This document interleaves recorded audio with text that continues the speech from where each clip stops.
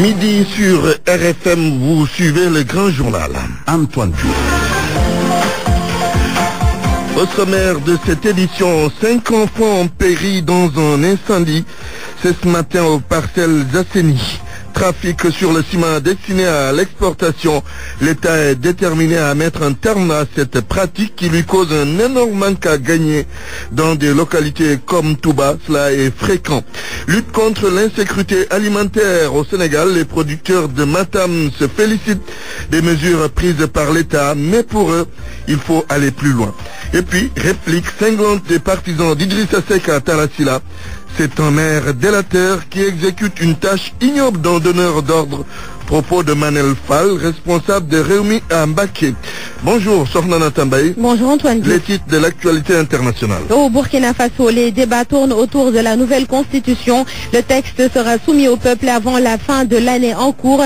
Certains droits sociaux seront renforcés et la séparation des pouvoirs sera mieux prise en compte.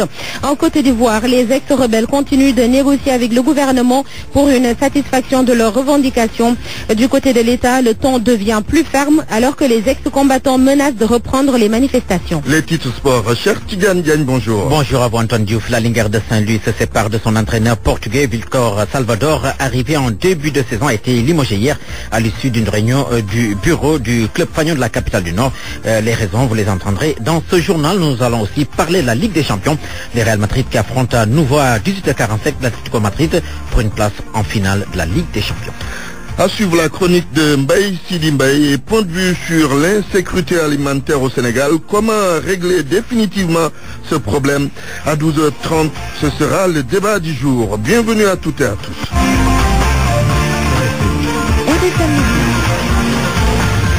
Antoine Diouf.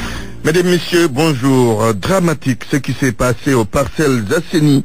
5 enfants ont été tués par asphyxie ce matin dans un incendie aux parcelles Zasseni. Donc, à l'origine du sinistre, une bougie.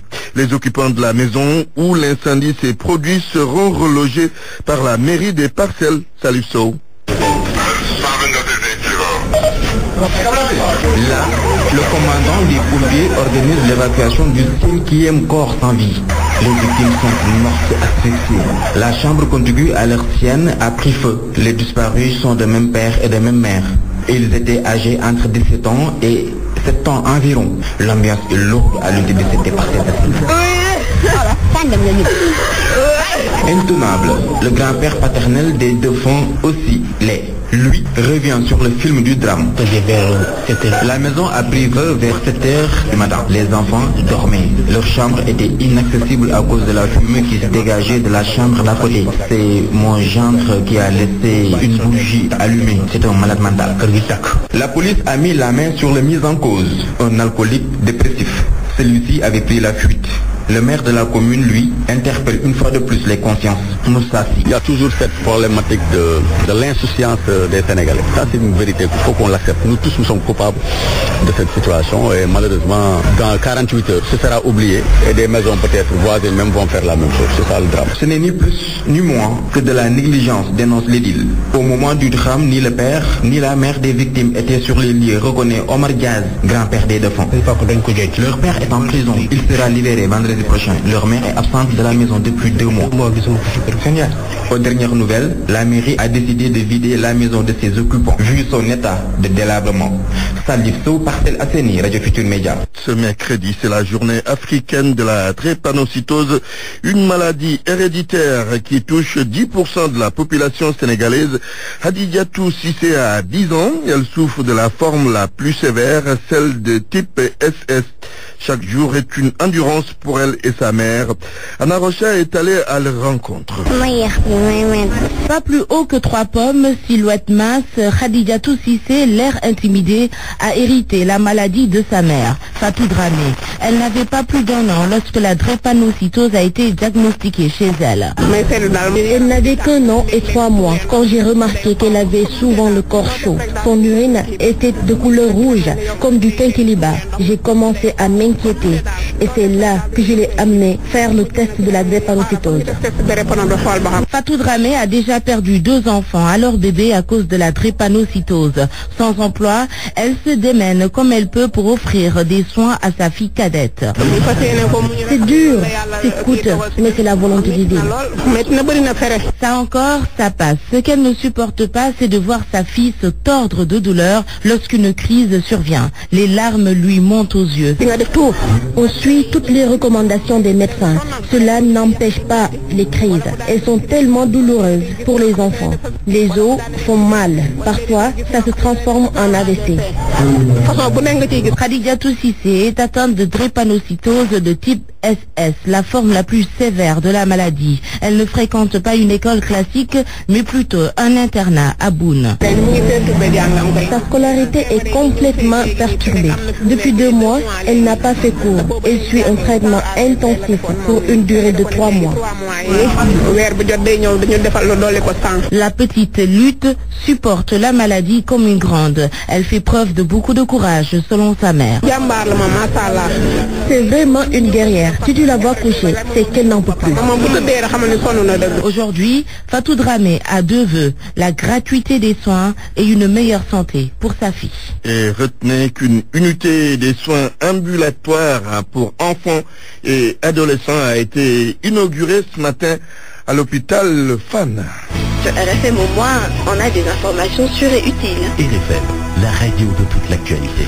12h06, les 2 animateurs polyvalents des cases des tout-petits et Guy Marie Sagna arrêtés hier par la gendarmerie de la Foire ont été finalement libérés hier même à 17h.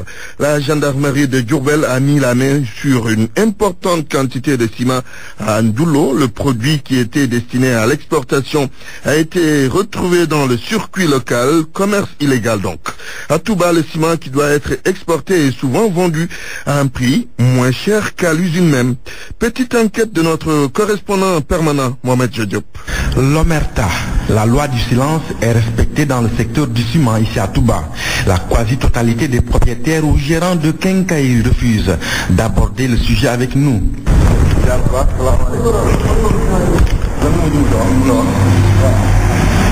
Pourtant, selon certaines indiscrétions, le ciment destiné à l'exportation est toujours convoyé ici à Touba. Mais vous ne verrez jamais les sacs dans les magasins, prévient ce vendeur.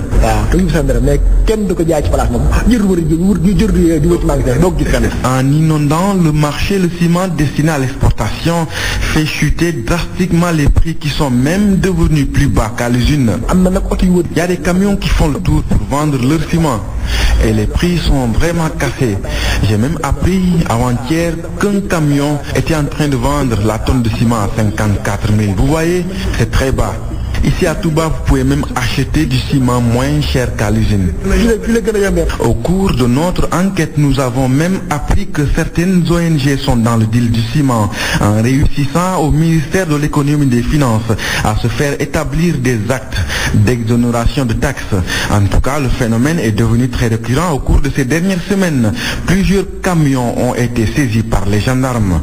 Mohamed Diop, Touba, RFM. L'État est déterminé à mettre fin au détournement du ciment destiné à l'exportation. Selon le directeur du commerce intérieur, un texte est dans le circuit. Le ciment destiné à l'exportation va porter la mention export. Ousmane Baye parle d'un important manque à gagner pour l'État avec la fraude sur le ciment. Nous l'écoutons au téléphone d'Elhaj Ndiogoudine. Un produit destiné à l'export est exempté de TVA. Donc s'il y a un détournement de destination, en tout cas c'est un peu de la fraude.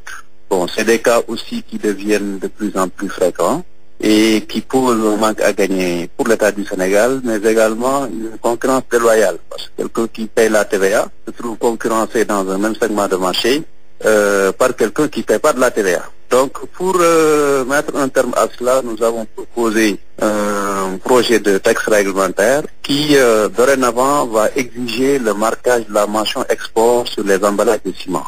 Ceci permettrait de distinguer le ciment destiné à l'export du ciment qui est destiné au marché local et ça permettrait également de mettre un terme à ces tentatives un peu de détournement de destination. Le projet de texte est déjà élaboré et introduit dans le circuit des visas et nous pensons que d'ici peu, ce projet de texte sera adopté et mis en œuvre et ceci permettrait de mettre une bonne fois pour toutes un terme à ces pratiques. 12h10, vous suivez le grand journal. RFM, la radio de toute l'actualité. La radio de toute l'actualité. Les mesures annoncées par le gouvernement pour faire face à l'insécurité alimentaire, saluées par les producteurs de Matam, mais ils en ont profité pour poser les problèmes qui les préoccupent. Correspondance à Matam, Ali Banelian. Une mesure salutaire pour faire face à l'insécurité alimentaire dans la zone de Matam. Les agriculteurs de la vallée du fleuve qui subissent les baisses et rendements à l'origine des complications de la couverture céréalière attendent la mise en place de semences actives pour faire face à la situation. Mamadou Diop, secrétaire général du cadre régional de concertation des ruraux de Matam. La saison des pluies a cessé au moment où il y avait, c'est-à-dire a commencé la maturation en culture. Il y a des problèmes dans la région de Matam, des problèmes qui nécessitent aussi à ceux-là qui n'ont pas pu boucler leur saison, qui ont eu à rencontrer d'autres problèmes. Et dans ce cas-là, j'ai dit que nous saluons vivement le geste du gouvernement. Ils ont soutien dans le sens de faire face à leurs préoccupations, c'est-à-dire quotidiennes. Dans ce cas-là, c'est pourquoi j'ai dit que nous saluons vivement ce geste-là. Des mesures d'urgence, oui, mais les producteurs de Matam préconisent des solutions à long terme. Maintenant, le gouvernement doit faire en sorte que ce soit des intrants, c'est-à-dire adaptés à un cycle court et par exemple renforcer le maximum possible des équipements pour faire en sorte que tout le monde, toutes les familles puissent prendre le décision pour qu'il y ait un bon hivernage. Nous avons posé un problème. Il faut une généralisation des casiers hydro-agricoles à extraction de pompage. Sur cette question-là, nous sommes très clairs. Les périmètres irrigués villageois sont dépassés. Et c'est pourquoi c'est un cri de cœur que nous avons eu à dire. L'urgence est à la généralisation des aménagements hydro-agricoles à extraction de pompage. Ce sont ces stations-là qui sont pérennes, qui peuvent garantir au maximum possible de normes techniques adaptées. Et là, c'est un cri de cœur que nous continuons. À l'heure actuelle, ce sont plutôt les maraîchers qui se frottent les mains à travers les forages agricoles et les CIPA du Prodam. Leur production arrose le marché local. Matam, Ali Bandelian, RFM. L'insécurité alimentaire est une réalité dans le département de Bambey. Certaines familles n'arrivent plus à assurer les 3 repas quotidiens. Elles saluent l'initiative du gouvernement. Toutefois, ces populations se disent nostalgiques de l'époque où le président Léopold Sédar Senghor procédait à la distribution de vivres de soudure. Reportage Babacar Diouf. Une enquête l'avait révélé, Bambey trônait en tête des localités où l'insécurité alimentaire menaçait les populations. Sur le terrain, les citoyens confirment. Je t'ai pas dit, là où je prenais le petit déjeuner, c'était l'objet de notre discussion. C'est connu de tous, il y a insécurité alimentaire dans le département de Bambey. Les gens défrichent les champs et l'hivernage ne semble pas s'approcher. Les familles ne parviennent plus à couvrir les 3 repas quotidiens. Et c'est ce qui arrive. Le plus grave dans cette situation, c'est qu'il n'y a plus de revenus pour pallier le déficit alimentaire né des mauvaises récoltes.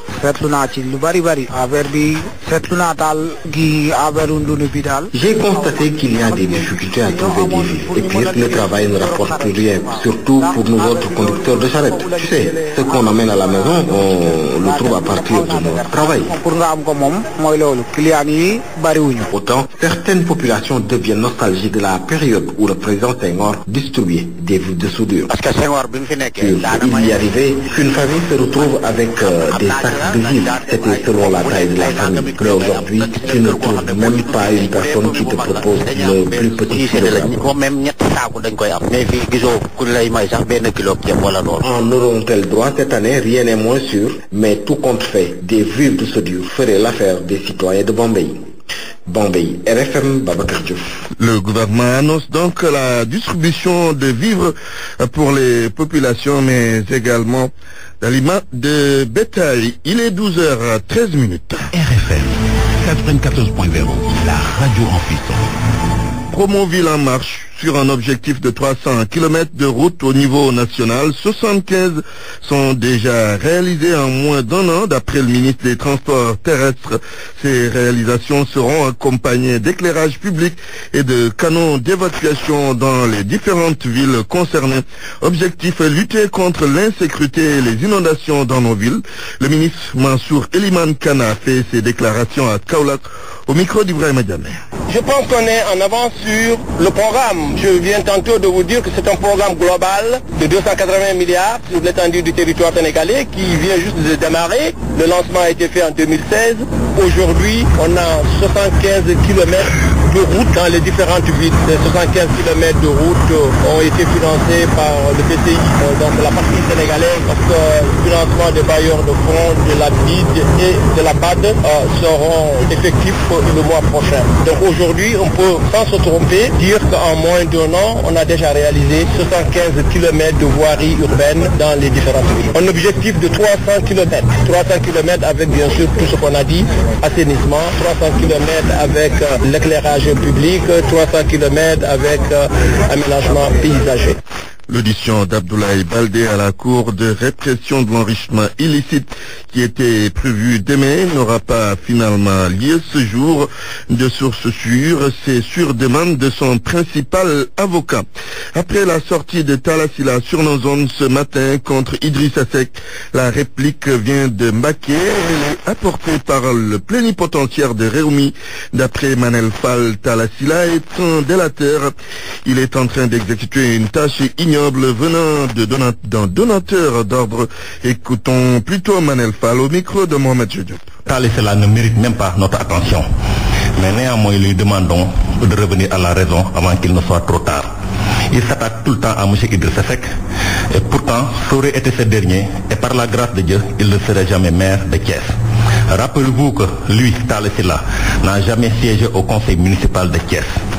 Donc, étant maire, par la grâce de Dieu et par la volonté de M. Idrissa Seck, au lieu de rendre la monnaie à M. Idrissa Seck en se mettant au service exclusif des Thiessois, il se met à exécuter une tâche ignoble venant de donneurs d'ordre.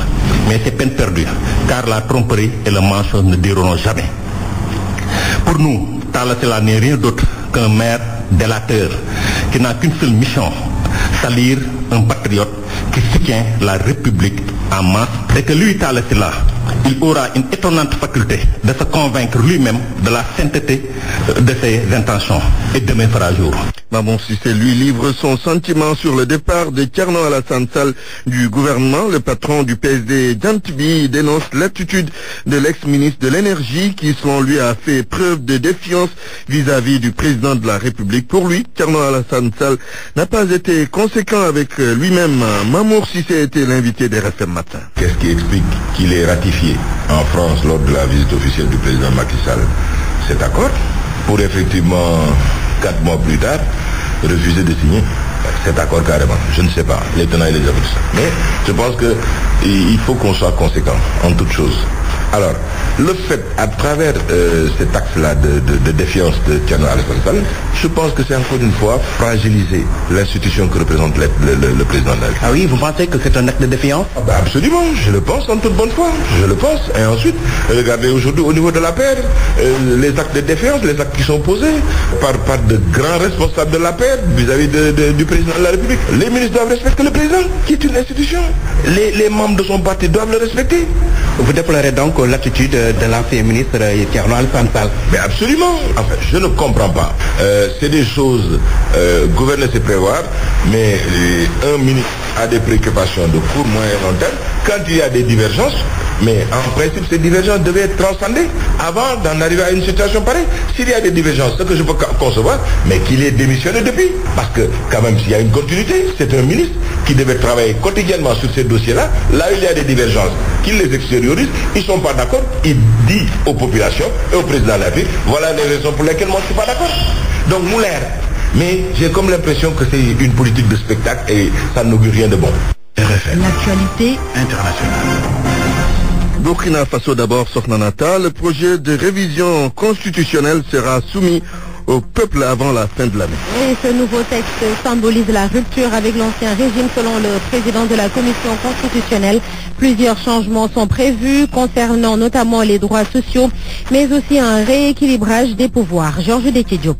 Si le texte est adopté, le président ne pourra plus désigner le Premier ministre. Il ne pourra plus non plus procéder à des nominations aux grandes fonctions de l'État. Le texte indique aussi qu'il lui sera impossible d'utiliser ses pouvoirs en temps de crise sans recevoir l'approbation de l'Assemblée nationale. C'est notoire, le président sera passible de destitution. Un autre point, mais qui ne fait pas encore consensus, le chef de l'État, pour ce qui est de la justice, ne pourra nommer que 4 des 23 membres du Conseil supérieur de la magistrature. Fini la justice d'exception via la Haute Cour de justice. Le président et les membres du gouvernement pourraient être poursuivis devant la chambre criminelle de la Cour d'appel. L'avant-projet consacre un régime semi-présidentiel avec une séparation et un rééquilibrage des pouvoirs. Limitation de la présidence à 2 mandats de 5 ans, qu'ils soient ou non successifs. Cette disposition va être verrouillée. Pour ce qui est du nombre de mandats de députés, il sera limité à 3, successifs ou non. L'avant-projet précise que l'actuel chef de l'État et le président de l'Assemblée nationale ne pourront prétendre qu'à une seule réélection dans leurs fonctions respectives. L'avant-projet doit être soumis au président Kaboré. Il aura ensuite 8 jours pour transmettre ses remarques à la commission. Les Burkinabés doivent prononcer sur le projet de constitution d'ici à la fin de l'année par référendum. En Côte d'Ivoire, pays voisin du Burkina Faso, les ex-rebelles de Bouaké attendent toujours que leurs revendications soient satisfaites. Le gouvernement continue de négocier avec ses ex-combattants, même s'il pourrait être plus ferme. Les manifestants qui avaient bloqué lundi dernier une partie de la ville de Bouaké réclament l'insertion de certains d'entre eux dans les corps de paramilitaires, mais aussi leur recrutement dans les régies financières. Pour le moment, aucun accord n'a été trouvé. Le ministre des Transports et cadre des ex-rebelles avait tenté de les raisonner, mais en vain. Un autre membre du gouvernement a déclaré que les démobilisés font du chantage.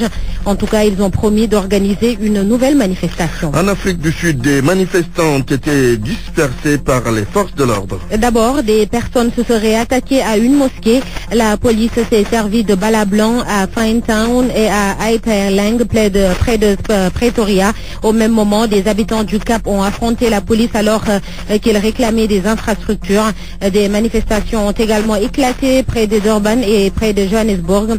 D'après les chiffres fournis par la police, au moins 52 personnes ont été arrêtées pour violence publique. Reparlons de l'élection d'Emmanuel Macron avec le ministre conseiller Youssou N'Dour. Il salue le choix porté sur un jeu ouvert. L'artiste dit par ailleurs espérer que l'arrivée de l'ancien banquier d'affaires va apporter des changements dans les relations entre la France et l'Afrique. Youssou N'Dour est interrogé par Ousmane Gueye. Et la France a osé et je pense qu'il faut lui souhaiter bonne chance. Je suis très heureux que la France ait voté pour Emmanuel Macron, qui représente l'avenir, qui représente la République, les valeurs que nous partageons au niveau international et au niveau de l'Afrique et de la France. Nous espérons qu'avec lui, il y aura aussi du renouveau dans les relations entre l'Afrique et la France, et particulièrement Sénégal et France. Donc, tous nos encouragements, Monsieur le Président Emmanuel Macron. Youssou N'Dour recevait le réalisateur franco-sénégalais Alain Gomis-Antoine. Sornana Tambaye, merci pour cette page internationale. Parole aux auditeurs. L'actualité, qu'en pensez-vous? Moi, je pense que vous devez. Réagissez dans nos éditions d'information sur l'actualité. Bonjour. Oui, bienvenue sur cette antenne d'RFM. Du lundi au vendredi, vous avez la parole sur RFM. Point de vue sur l'insécurité alimentaire au Sénégal et comment régler définitivement ce problème. Le débat du jour, c'est dans quelques minutes.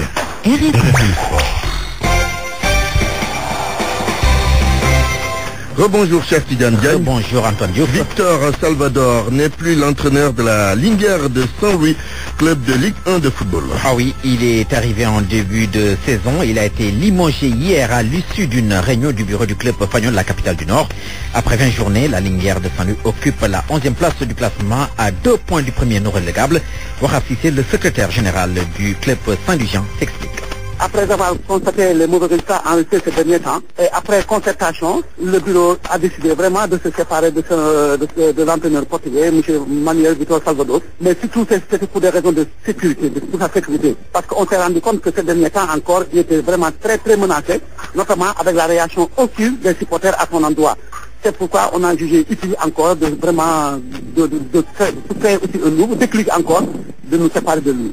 Ce sont vraiment les raisons qui nous ont poussés à le faire. Maintenant, nous avons mis en place une équipe composée de Abdou Aziz Wadi, qui est le directeur technique régional, mais aussi qui fut adjoint de Ibrahima Diop Pelé, mais malheureusement qui n'avait pas suffisamment de temps pour pouvoir entraîner l'équipe.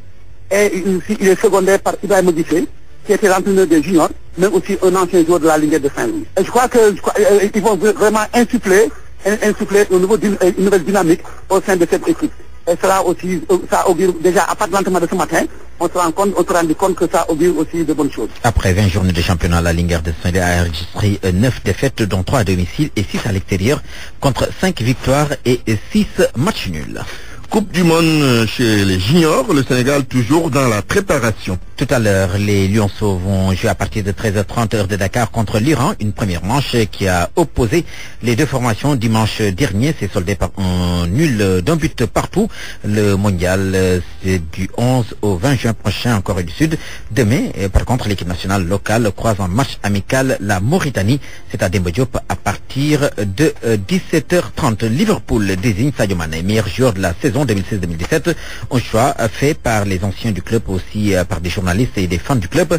L'attaquant sénégalais arrivé cette saison-ci chez les Reds plutôt, a inscrit 13 buts et a été auteur de plusieurs passes décisives. Sadio Mané figure aussi dans le 11 type de la saison en première ligue, Antoine. La Juventus de Turin connaîtra son adversaire pour la finale de la Ligue des Champions ce soir. Ce sera donc à l'issue de la seconde demi-finale qui va opposer deux clubs de Madrid. Il s'agit du Real Madrid et de l'Atlético Madrid. Bonne option cependant pour le Real Madrid, large vainqueur lors de la manche aller 3-0 avec ce triplé signé notamment par CR7 Cristiano Ronaldo. Antoine. Cher Tidiane Diagne, merci. RFM, la chronique du jour. La chronique du jour avec Mbaye Sidi Mbaye. La fièvre électorale est tombée pour les Français. Le dimanche 7 mai a sacré Emmanuel Macron, président de la République, enterrant les ambitions, les espoirs et les rêves du Front National et de sa candidate Marine Le Pen. Reconnaissons tout de même qu'ils ont fait peur, qu'ils ont fait paniquer, même hors de l'Hexagone, sur tous les continents. À preuve, les messages de soutien à leur adversaire avant le jour fatidique. Citons le plus célèbre de ces soutiens, Barack Obama. François Hollande, président français en exercice, n'a pas caché ses inquiétudes quant à la possibilité d'un basculement de la France à l'extrême droite, et il s'est adressé plusieurs fois à ses compatriotes pour mettre le doigt sur les dangers d'une telle éventualité. Il est vrai que l'Europe, tendanciellement, est dans un double processus de mutation. La société politique se renouvelle en générant des hommes politiques situés hors des appareils, ce qui paraissait utopique, aventureux et même irréalisable.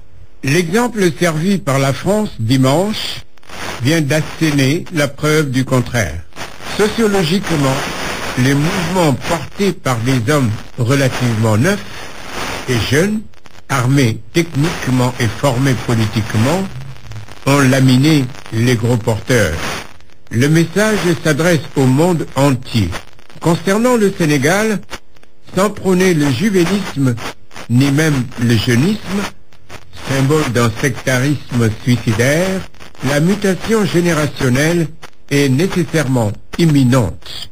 Elle implique de la part de nos appareils politiques d'urgence de bien éduquer et de former leur jeunesse militante face aux exigences de la gestion républicaine d'un État.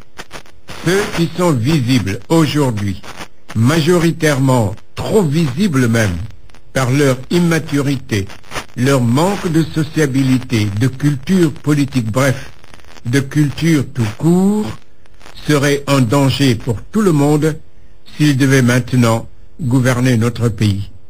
Pensez-y donc, dans les états-majors politiques, pensez à faire des cadres de relève plutôt que des masses de manœuvre. Ces jeunes volontaires, pour servir leur pays et leurs concitoyens, ne demandent qu'à être plus utiles. Leur employabilité politique et citoyenne est entre vos mains, messieurs les chefs de parti et de mouvement. À bientôt. RFM, la presse du jour. Le gouvernement prend donc les devants pour réduire les risques de famine dans 6 départements.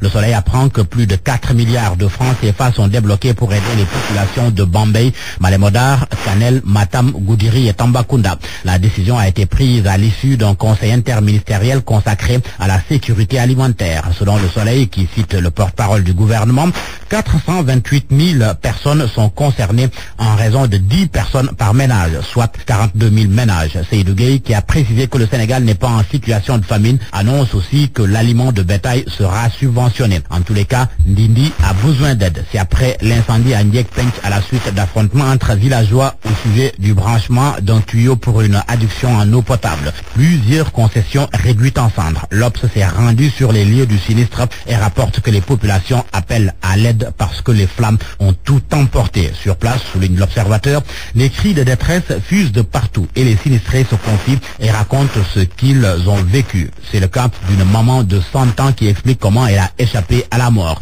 C'est sa belle-fille qui l'a prise par le poignet et traînée sur une distance. Et l'on parle de l'affaire du vol de bébé à Yoff lors de l'anniversaire de l'appel de Seydina Limamoulaye. Libération informe que c'est aujourd'hui que la présumée voleuse sera présentée au procureur de la République. Son père et sa mère aussi. Et devant les enquêteurs de la division des investigations criminelles, la dame Aïssatou Sarr a prétexté un trou de mémoire et accusé ses djinns d'avoir piloté l'opération de vol. Le pétrole. Aucune goutte pour l'heure, mais il pollue l'atmosphère. Le débat. Sud Quotidien note que le pétrole sénégalais jaillit aux États-Unis et en Europe. Plus clairement, des plaintes ont été déposées aux États-Unis, en Grande-Bretagne, tout comme en Australie. Plainte contre l'État du Sénégal pour l'ouverture d'enquêtes portant sur les contrats pétroliers et miniers et autres transactions. À l'œuvre, le collectif citoyen pour le recouvrement des avoirs pétroliers et miniers du Sénégal, collectif lancé hier. Le pétrole sénégalais au centre aussi d'un livre. L'auteur Ousmane Sonko. Vox Populi, hélas, en parle. Le titre de l'ouvrage, Pétrole et gaz du Sénégal, chronique d'une spoliation. Lancement du brûlot sur le pétrole et le gaz au Sénégal, comme le souligne l'AS et Vox Populi, samedi prochain à Paris. L'AS affirme que Ousmane Sonko retrace la genèse de la recherche pétrolière au Sénégal jusqu'à nos jours et met à nu les tares du président de la République et de son frère Aliou Sall dans la gestion de leurs ressources gazières et pétrolières. Vox Pop rapporte les écrits de Ousmane Sonko à la 4e de couverture de son ouvrage. Au-delà du pétrole et du gaz, l'affaire révélée par le dossier Petro-Tim a des implications insoupçonnées au plan démocratique, institutionnel, administratif, judiciaire, citoyen, national et international. C'est pourquoi nous avons senti l'impérieuse urgence de ce livre de clarification et de mémoire. À la une du journal Le Quotidien, l'annulation du contrat du directeur général de l'ARMP, l'autorité de régulation des marchés publics, une décision du chef de l'État. Le Quotidien indique que 2 mois à peine après avoir renouvelé le contrat du DG de l'ARMP, Macky Sall a décidé de revenir sur sa décision. Le Quotidien en déduit que le DG Faye perd son parapluie en politique. Le journal explique que, alors le temps qui était imparti à sa caravane était épuisé, les policiers ont chargé la foule au moment où le maire de Mermoz-Sacré-Cœur et sa suite étaient chez les libéraux à l'invitation pas sûre. Et dans une interview accordée au journal La Tribune, Ndioro Ndiaye relève qu'il sera difficile de réconcilier Tanor et Khalifa. Et pour cause, l'ancien ministre et ex-directrice générale de l'OIM soutient que ce sont 2 béliers d'une même génération. Ndioro Ndiaye à lire sur la crise au Parti Socialiste, la pratique politique en cours au Sénégal, la question migratoire, entre autres. En sport, la Champions League européenne fait la une du quotidien Stade. Pas de miracle pour Monaco, Juve en finale. Mais qui pour une finale avec la Juventus? Ce sera soit le Real Madrid ou l'Atlético. Le Real Madrid avait battu l'Atlético par 3-0. Mais Ronaldo et compagnie vont-ils rééditer le coup ou sombrer devant Griezmann et Gamero? Le quotidien Stade se pose en tous les cas une question. Rebolote ou remontada? Rebolote ou remontada? Réponse ce soir. À vos kiosques et bonne lecture. Point de vue. Regard croisé sur l'actualité du jour. Point de vue sur l'insécurité alimentaire au Sénégal. Comment régler définitivement ce problème? Vous avez la parole. Parole aux auditeurs. L'actualité, qu'en pensez-vous? Nous avons en ligne Sidiba, chargé de communication du CNCR, Conseil national de concertation et de coopération des ruraux. Bonjour. Bonjour monsieur. Youssou Diallo est également en ligne. Bonjour. Bonjour. Vous êtes conseiller technique numéro 1 du ministre de l'Agriculture et président du conseil d'administration de la Sonacos.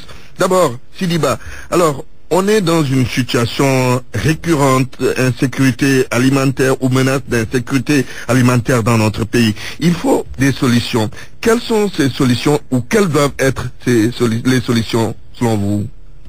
Bon, les solutions sont déjà prises par l'État en débloquant 4 milliards. Oui, solutions de circonstances. Solutions de circonstances, mais aussi la situation aussi, elle est particulière cette année. Vous avez dit tantôt récurrente. Et les années passées, par le passé, quand même, les gens n'ont pas eu à connaître cette situation-là il y a 2 ou 3 ans. Peut-être il y a quelques 4 années auparavant, les gens avaient connu la même situation. Il faut reconnaître aussi que notre agriculture étant essentiellement pluviale, je pense qu'il est bon que les gens apprennent à compter un peu avec le changement climatique, avec le retard assez tardif des pluies ou leur arrêt précoce. Là, c'est des phénomènes que les gens doivent être en initiant une politique correcte de l'eau. Oui, vous avez quelques problèmes avec le réseau? Oui. Bon, oui. Ouais, là c'est bon, allez-y. Bon, je vous entends bien. Très bien. Et je dis que c'est là où il faut mettre l'accent. Là où il faut mettre l'accent pour pouvoir de manière durable ne plus faire face à ce phénomène-là, à ce phénomène d'arrêt d'hivernage précoce ou bien de retard de plus précoce. Là, je pense que ce que les gens doivent faire, ce que nos chercheurs doivent faire, c'est de mettre à la disposition des producteurs des variétés adaptées à nos climats, adaptées aux différentes isles du Sénégal. Très bien. Et là, oui, et nous reviendrons sur les mesures durables dont vous parlez pour quand même aider l'agriculture sénégalaise. En attendant, Youssou Diallo, alors quelles mesures face à la situation pour qu'on ne parle plus d'insécurité alimentaire dans notre pays?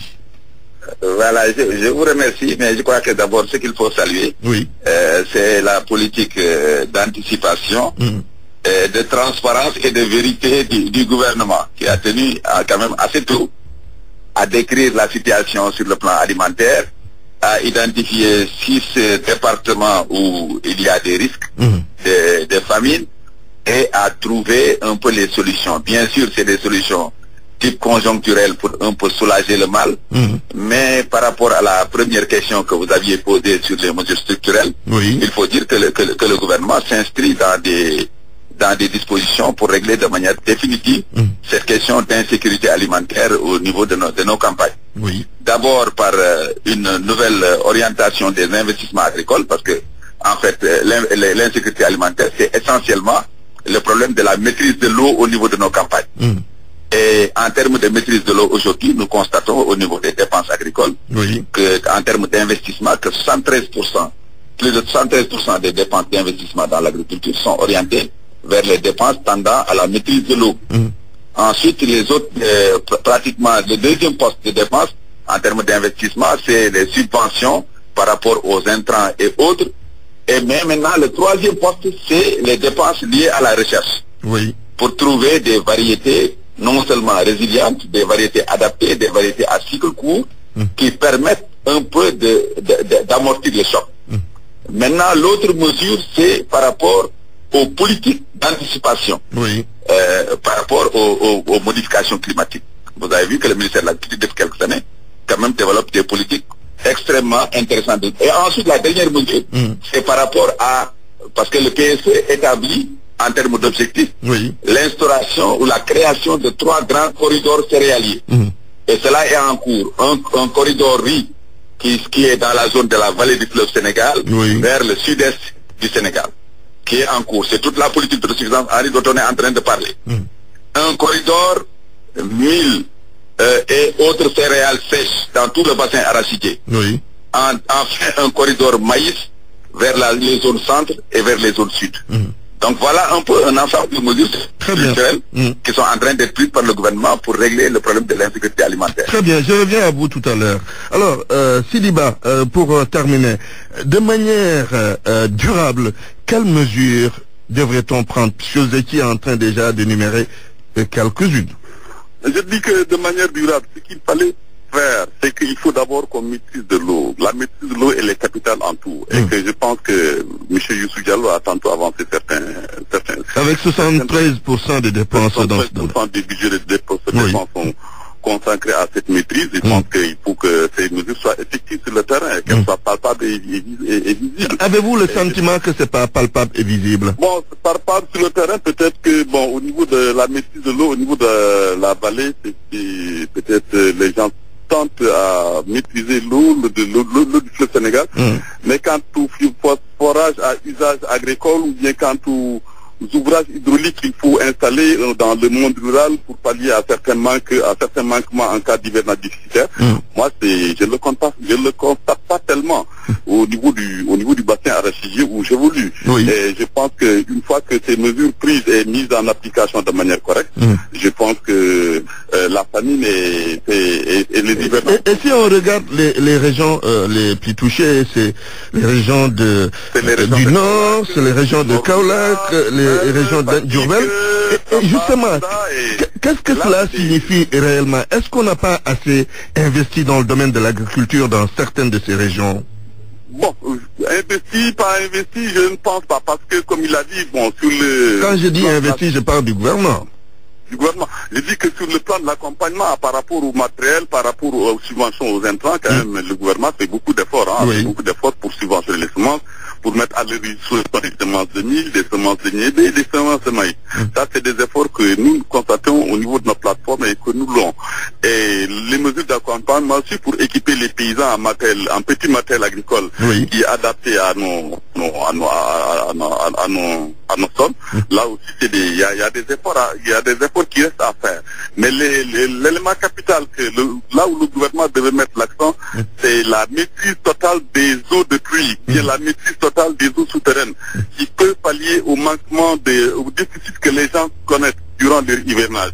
Et je pense que si les gens parviennent à voir quel est le mécanisme qu'il faut pour maîtriser ce déficit en eau, et là, je pense que le Sénégal sera autosuffisant par rapport à ces questions, et aussi par rapport à la restauration des sols, par rapport à appuyer la recherche, à mettre sur pied, à mettre à la disposition des producteurs, des variétés qui sont adaptées présentement au climat qui change, qui ne change pas uniquement au Sénégal, mais qui change au niveau de toute la région, de tous les pays de la sous-région. Beaucoup à faire en tout cas, beaucoup à faire. Le connaît, le Sénégal le connaît, la Guinée-Bissau le connaît, même nos amis de la Guinée le connaissent. Très bien. Merci Sidiba, chargé de la communication du CNCR. Youssou Diallo, oui, on termine avec vous. Vu les efforts que l'État du Sénégal a fait dans le domaine agricole, dans quel délai on sera dans une situation de sécurité alimentaire au Sénégal? Là, il faut dire que la sécurité alimentaire a deux aspects. Il y a d'abord un aspect de production, donc disponibilité des aliments, mais il y a aussi un autre aspect qui est un aspect revenu. Donc même si la production n'est pas disponible, pouvoir au plan national, sous-régional ou dans le monde, trouver les aliments nécessaires à la nourriture de la population. Et de ce point de vue-là, non seulement il y a les politiques agricoles structurelles qu'il faut mettre en œuvre, mais il y a toute la politique de croissance qui est mise en œuvre par le PSR. Et ce sont ces politiques qui nous permettent d'assurer la sécurité alimentaire. Elle n'est jamais définitive dans un pays. Parce que l'agriculture, par essence, quel que soit le niveau de résilience qu'on va développer, l'agriculture sera toujours soumise quelque part aux aléas climatiques. Donc on est en train de les péjorer. Maintenant, sur ce que l'autre Sidiba dit, je suis d'accord, mais aujourd'hui, regardez ce qu'est en train de faire le PUDC. Le PUDC, c'est essentiellement la maîtrise de l'eau, c'est la maîtrise de l'électricité, c'est la fourniture d'équipements et de l'énergie pour permettre aux agriculteurs de maîtriser leur agriculture. Regardez l'accord récemment que le gouvernement du Sénégal a obtenu avec la Chine. L'instauration de plus de 250 forages dans des délais extrêmement courts. Donc ça veut dire que c'est une préoccupation fondamentale aujourd'hui. Oui, mais il y a des régions moins dotées, il y a des régions moins dotées comparées aux autres. Si on prend la région de Diourbel, par exemple. Je suis d'accord. Ces zones-là sont des zones aujourd'hui qui sont des zones continentales. Et ces zones continentales n'ont pas de cours d'eau.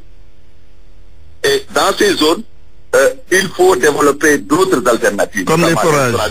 De forages agricoles, mais aussi la politique qui avait été initiée dans le sens de la maîtrise des cours d'eau, des lacs, le développement d'un réseau hydrographique national, etc. Et toutes ces politiques, le gouvernement est en train de déployer des politiques extraordinaires, particulièrement en relation avec les PIDC. Et sur ce que je vous ai dit tout à l'heure sur les investissements agricoles, je vous signale qu'en 2012, le niveau de dépenses agricoles sur la maîtrise de l'eau était de 34%. Alors que là, les subventions qui allaient aux intrants étaient presque de 70%. Il y a vraiment un renversement de paradigme. Donc ça veut dire qu'aujourd'hui, en fait, tout n'est pas rose. L'agriculture est un secteur difficile. Mais aujourd'hui, avec les politiques d'anticipation développées particulièrement par le ministère de l'Agriculture et les autres ministères, le ministère de l'Élevage et autres, parce que n'oublions pas aussi qu'en plus de la nourriture pour les hommes, il y a l'aliment du bétail. Sans doute. Parce que le bétail fait partie aussi des éléments d'alimentation des hommes. Donc, vraiment, je crois que l'un dans l'autre, et la production céréalière, depuis 2011, est en train de croître. Merci. Merci Youssou Diallo, conseiller technique numéro 1 du ministre de l'Agriculture et président du conseil d'administration de la Sonacos SA. Merci. C'est fini pour Point de Vue la météo. Avant de vous quitter, un temps ensoleillé va prédominer sur le pays au courant de la journée sur l'extrême sud-est. Par contre, des passages de nuages vont évoluer en fin de soirée. Malgré une légère baisse des températures, la sensation de chaleur se maintiendra à l'intérieur du pays, notamment au nord-est et au centre-est, avec des températures maximales qui vont varier entre 40 et 43 degrés. Toutefois, sur le long du littoral, les températures seront atténuées par les alizés maritimes et vont varier entre 27 degrés et 28 à Dakar, Mbour, Saint-Louis et Cap Skirring. Le rappel des titres à présent. 5 enfants ont péri dans un incendie, c'est ce matin aux parcelles Zasseni. Trafic sur le ciment destiné à l'exportation. L'État est déterminé à mettre un terme à cette pratique qui lui cause un énorme manque à gagner dans des localités comme Touba. Cela est très fréquent. Lutte contre l'insécurité alimentaire au Sénégal. Les producteurs de Matam se félicitent des mesures prises par l'État, mais pour eux, il faut aller plus loin. Et puis, réplique cinglante des partisans d'Idrissa Seck à Talatila, c'est un maire délateur qui exécute une tâche ignoble d'un donneur d'ordre. Propos de Manel Fall, responsable de Réumi à Mbaké. Journal présenté par Antoine Diouf à la technique, Abdoulaye Didi Diop. Réalisation Babacar Fall et El Haj Ndiogoudjen. À la régie, il y avait Pape Oumar Diaw. À 13h, la grande édition en Wolof sera présentée par El Haj Hassan Gueye. Tout de suite, Dialgat Sibar. Excellent après-midi à tout à l'heure.